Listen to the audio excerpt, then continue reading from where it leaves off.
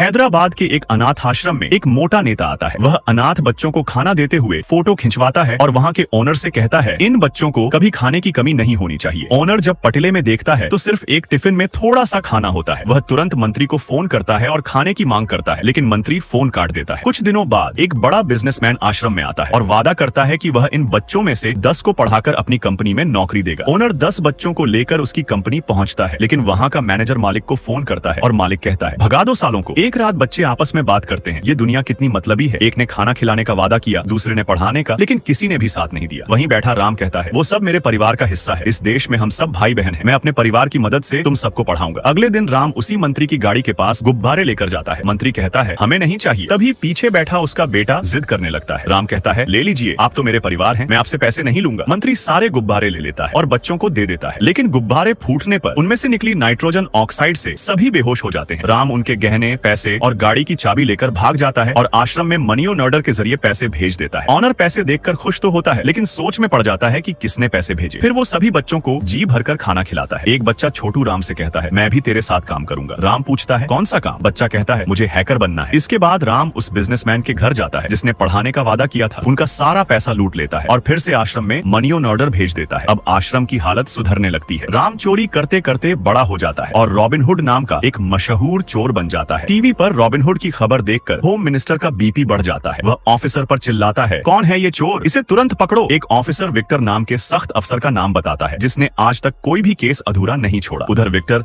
अपने कैबिन में बैठा होता है। तभी एक पति पत्नी चोरी की शिकायत लेकर आते हैं। पति कहता है चोर ने काली पट्टी का मास्क पहना था। पत्नी कहती है तुम्हें कुछ नहीं पता, उसकी आंखें और हाइट बहुत शानदार थी। विक्टर अपने अफसरों से कहता है चोरी हुआ सोना वो गोल्ड मार्केट में बेचने जाएगा, वहीं पकड़ेंगे। राम गोल्ड बेचने मार्केट पहुंचता है। छोटू बताता है कि वहाँ पुलिस है, लेकिन राम चालाकी से सोना बेचकर पुलिस को चकमा दे देता है। अब राम भेष बदल बदल कर चोरियां करता है और आश्रम में लगातार मनी ऑर्डर भेजता रहता है। एक दिन राम वर्कर की वेशभूषा में एक अपार्टमेंट में चोरी करने पहुंचता है। पुलिस को खबर मिलती है। विक्टर अपनी टीम के साथ पहुंच जाता है। जैसे ही राम लॉकर खोलता है अलार्म बज जाता है। राम घबरा जाता है और भागने की कोशिश करता है, लेकिन दरवाजा लॉक होता है। विक्टर दरवाजा खोलता है, लेकिन वहाँ कोई नहीं होता क्योंकि राम छत का ढक्कन खोलकर ऊपर पहुंच चुका था। राम छत पर देखता है कि चारों ओर पुलिस है। विक्टर छत पर आकर राम को पकड़ लेता है और खुश होता है कि उसने रॉबिनहुड को पकड़ लिया। लेकिन एक अफसर कहता है ये तो राम है। राम एक्टिंग करता है और विक्टर से कहता है मैं तो रॉबिनहुड को नीचे भागते हुए देख रहा था, मैं तो उसे पकड़ने ही वाला था, लेकिन वो भाग गया। विक्टर राम पर बंदूक रखकर कहता है भाग यहाँ से। उसे शक हो जाता है और अपने अफसरों से कहता है इस पर नजर रखो। राम बाइक से निकलता है। तभी देखता है कि 2 पुलिस वाले उसका पीछा कर रहे हैं। वह एक एम्बुलेंस में बैठकर उन्हें चकमा देकर भाग जाता है। आश्रम पहुंचकर राम छोटू को सारी घटना बताता है और कहता है अब कुछ दिन काम बंद करना पड़ेगा क्योंकि मैं नहीं चाहता कि कोई मेरे आश्रम या यहाँ के बच्चों को चोर कहे।